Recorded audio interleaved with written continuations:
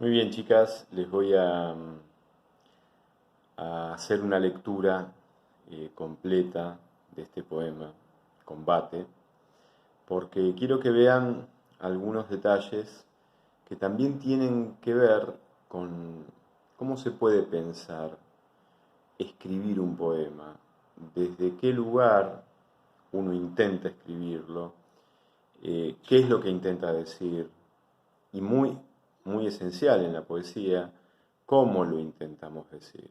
Les diría que el contenido de lo que uno quiere decir tiene muchísimo que ver con cómo uno quiere decirlo. Entonces, evidentemente, si el poema se llama Combate es porque tiene que haber un combate.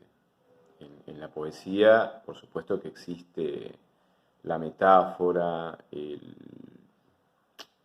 el modo de referir, pero de manera indirecta y no literal, hacia algo, pero no obstante eso no significa en absoluto que no tenga que cumplir con un sentido que sea comprensible. Más allá de que justamente lo que se señala desde el poema es algo que está más allá de poder ser nombrado completamente o de poder ser comprendido completamente. No obstante, ninguna buena metáfora excluye al trabajo de la comprensión conceptual y racional. Digamos que el camino racional en la poesía es un camino siempre necesario, pero es insuficiente. Y esta insuficiencia significa que el pensamiento racional con el cual estamos más acostumbrados es un pensamiento que se pone al servicio de señalar algo que necesita ser intentado de nombrar racionalmente, pero que a su vez en ese intento queda al descubierto que sobrepasa lo que conceptualmente podamos definir, abarcar, encerrar en una comprensión puramente intelectual, en donde no aparece lo afectivo. Justamente en el trabajo de la metáfora aparece la necesidad de señalar el sentido y el significado, la dimensión afectiva y existencial que conmueve nuestro ser, todo nuestro ser, y no solamente impacta sobre nuestra mente racional, sino que impacta sobre nuestros sentidos, sobre nuestra historia, lo hemos visto, impacta sobre nuestros valores, sobre nuestra mirada de la vida, sobre nuestro propio horizonte de valores,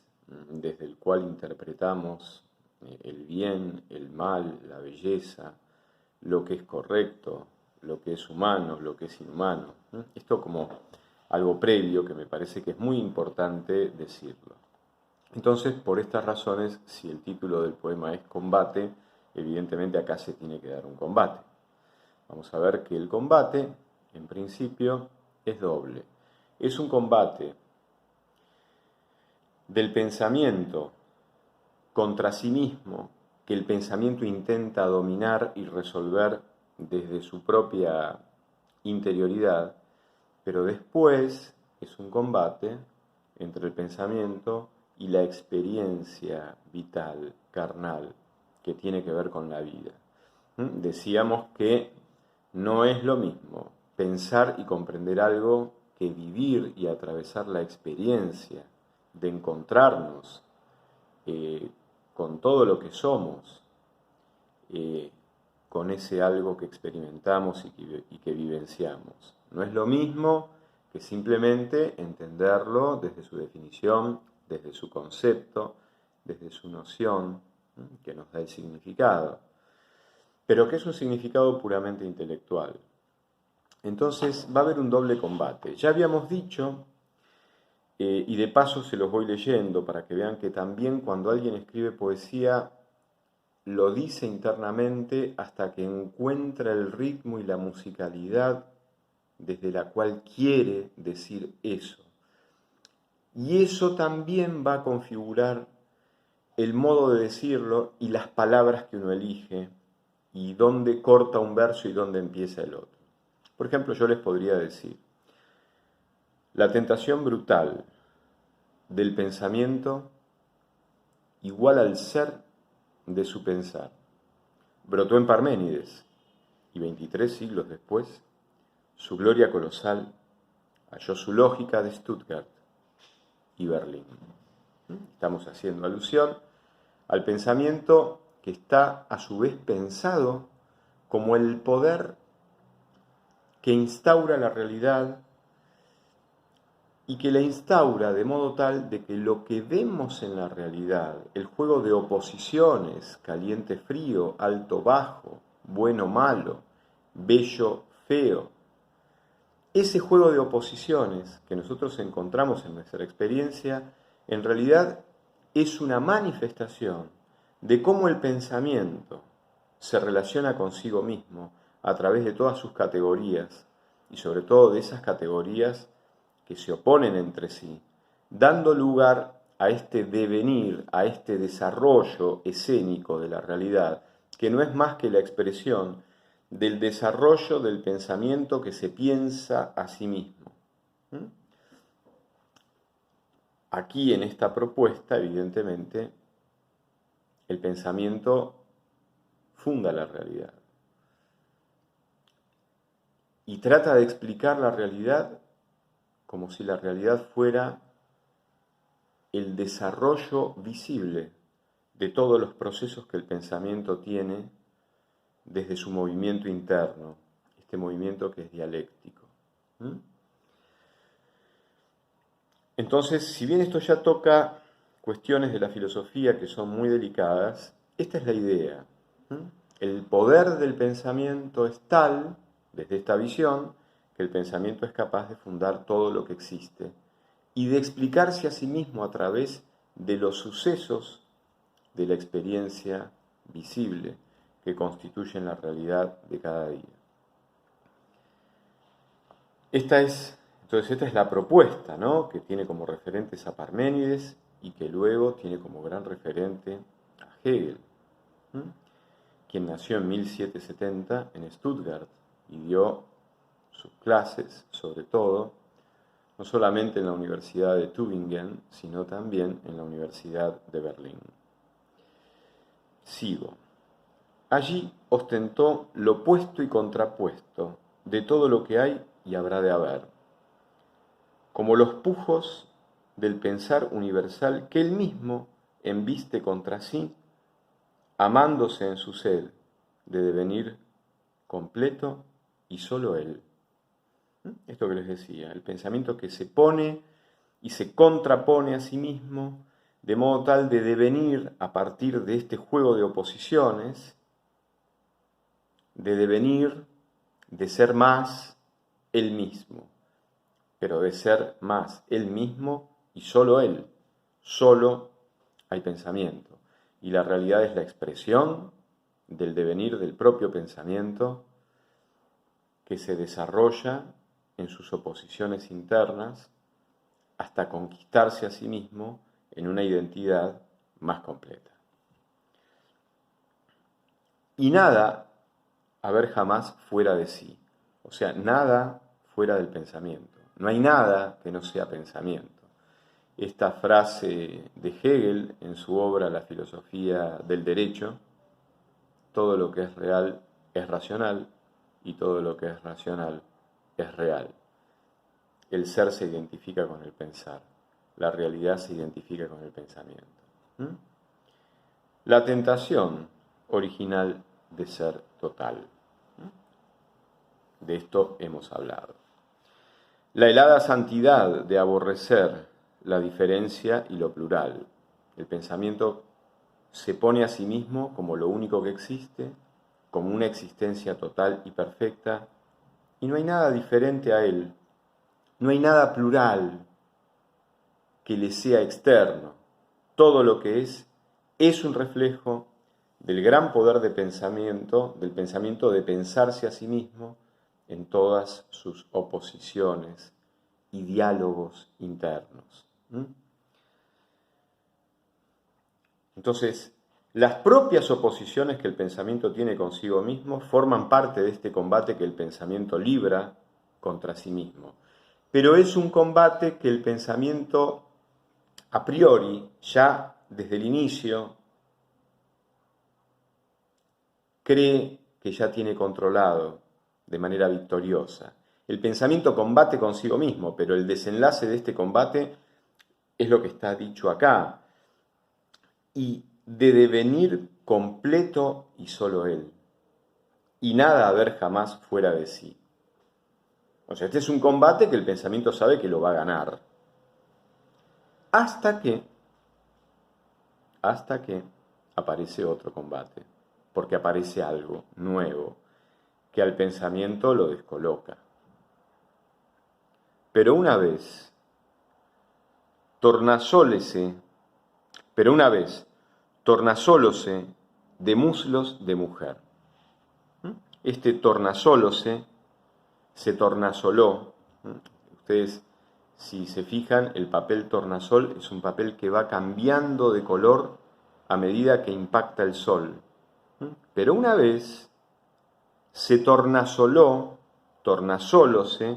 esto también es una variante poética para ajustar el verso y que quepan las palabras que uno quiere escribir. Pero una vez se tornasoló, pero una vez tornasólose de muslos de mujer. El giro muslos de mujer, que es un giro carnal y erótico, nos lleva a una imagen de algo que es difícil abarcar sin vivirlo. La experiencia erótica, la experiencia sexual, el encuentro carnal, que es completo y está lleno de sentido si en ese encuentro se expresa un encuentro de almas, y en ese encuentro de almas, si es tal, hay un proyecto de seguir caminando juntos, o sea, de permanecer a partir del placer de encontrarnos. Descubro que este placer lo puedo vivir plenamente en un encuentro completo y no solo corporal, porque lo que me llevó a ese encuentro es el compromiso de buscarnos y de encontrarnos más profundamente. Y ese encuentro corporal es el signo de querer seguir caminando y descubriéndonos. No es el signo de que una vez que el placer cesó, salir corriendo. Pero esta experiencia carnal, esta experiencia sexual, es una experiencia que evidentemente no puede ser abarcada por el pensamiento sin necesidad de que la vivamos. La vivencia es una vivencia radical, original, irreductible a cualquier concepto. Es la experiencia de compartirnos con un otro, cuerpo a cuerpo, con todo lo irreductible que tiene la corporalidad y la materia. La materia no se puede abarcar y diluir en conceptos. Yo puedo entender perfectamente lo que significa la palabra whisky, por poner una bebida fuerte, pero no me voy a emborrachar por entenderla a la perfección, por entender lo que significa esa palabra, por más que pueda dar una cátedra de 3 horas acerca del whisky. Pero otra cosa muy distinta es tener un encuentro con la materialidad del vaso de whisky y tomarlo. Ahí aparecen cosas que no son previsibles, que no son abarcables intelectualmente. Entonces esta imagen de muslos de mujer remite a una imagen que tiene que ver con algo vital, que no se puede conocer, que no se puede percibir, que no se puede tocar ni comprender si no se lo vive. No alcanza a compensarlo. Pero una vez tornasólose de muslos de mujer. ¿Y qué le pasa entonces al pensamiento cuando tiene esta experiencia tan vital, tan de eros, tan de ese amor, encuentro y carnal? El pensamiento se encorvó entre sus instintos como un potro ante la ley del domador.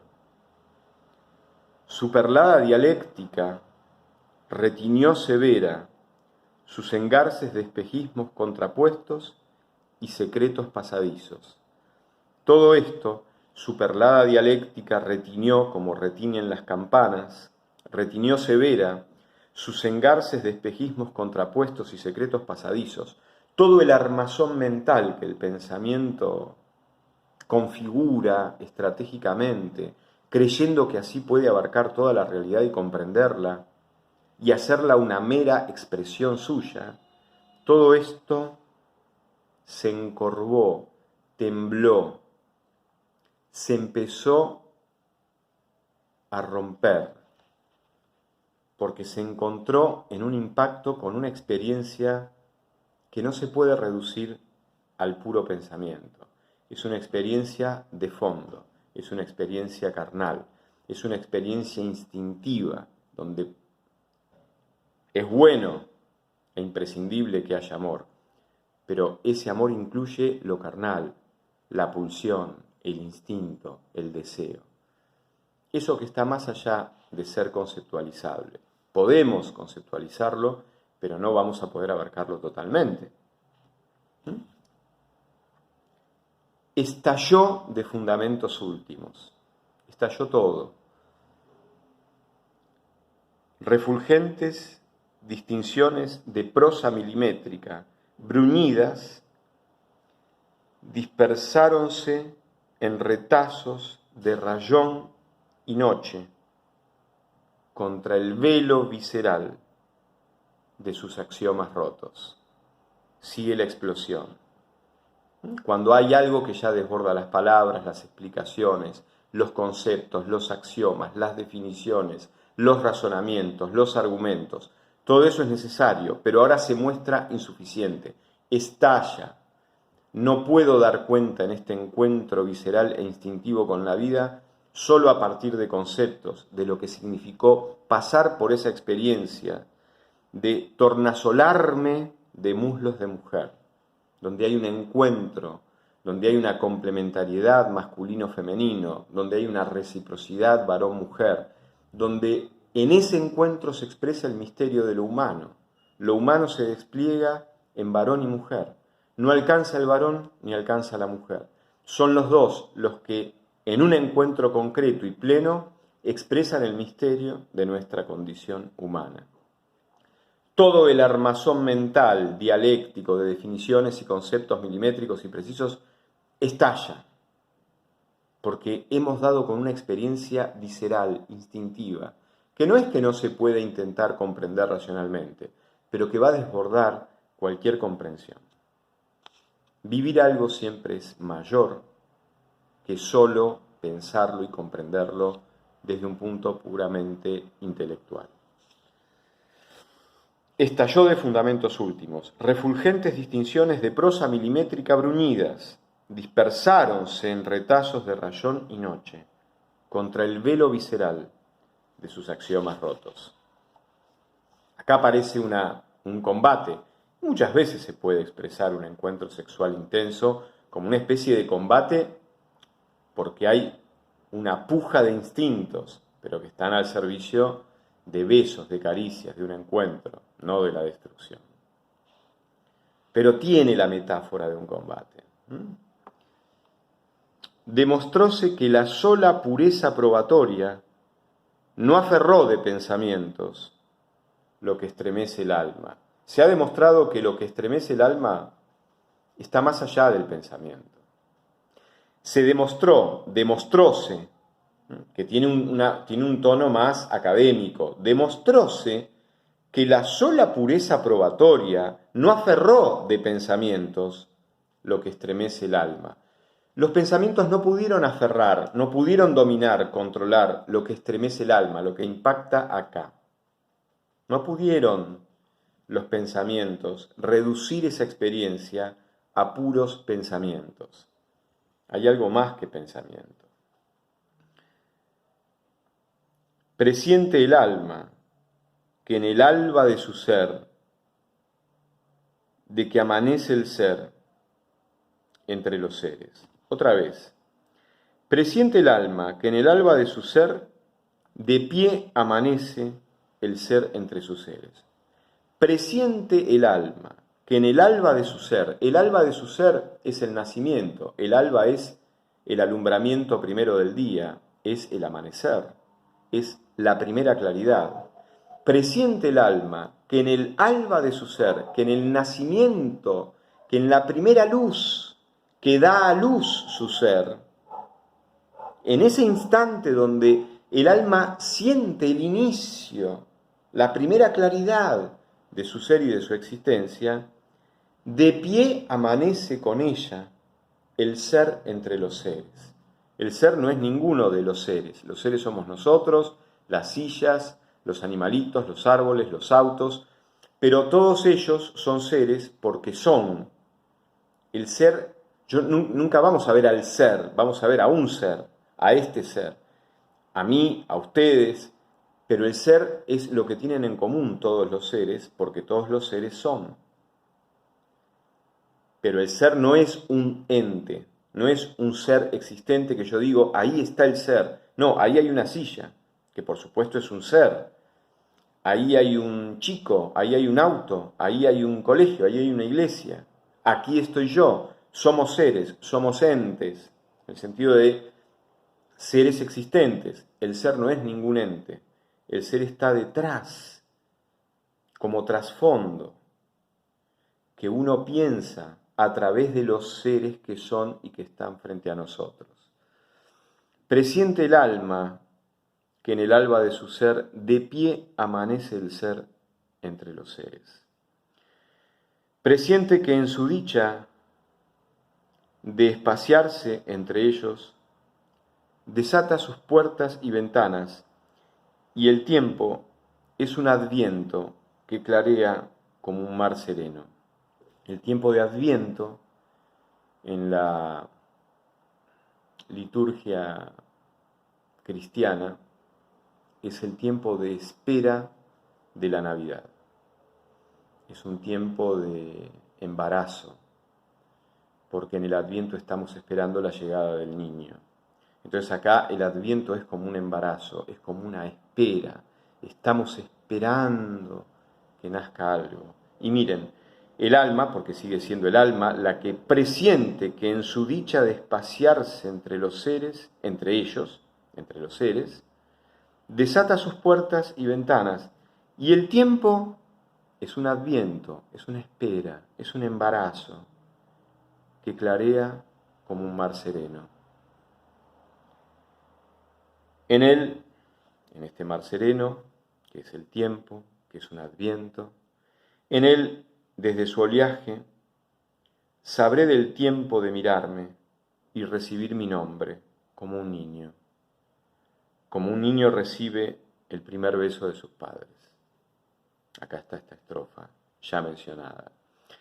En él, desde su oleaje, el mar sereno, el tiempo, el adviento, la espera, en él, desde su oleaje, sabré del tiempo de mirarme y recibir mi nombre como un niño. Recibe el primer beso de sus padres. Ahora sí lo leo todo junto, rítmicamente. En él, desde su oleaje, sabré del tiempo de mirarme y recibir mi nombre como un niño recibe el primer beso de sus padres. El alma amanece de ser alma. Bueno, aquí con la lectura, con la entonación, con las explicaciones, está un poco el trasfondo desde el cual fue creado este poema.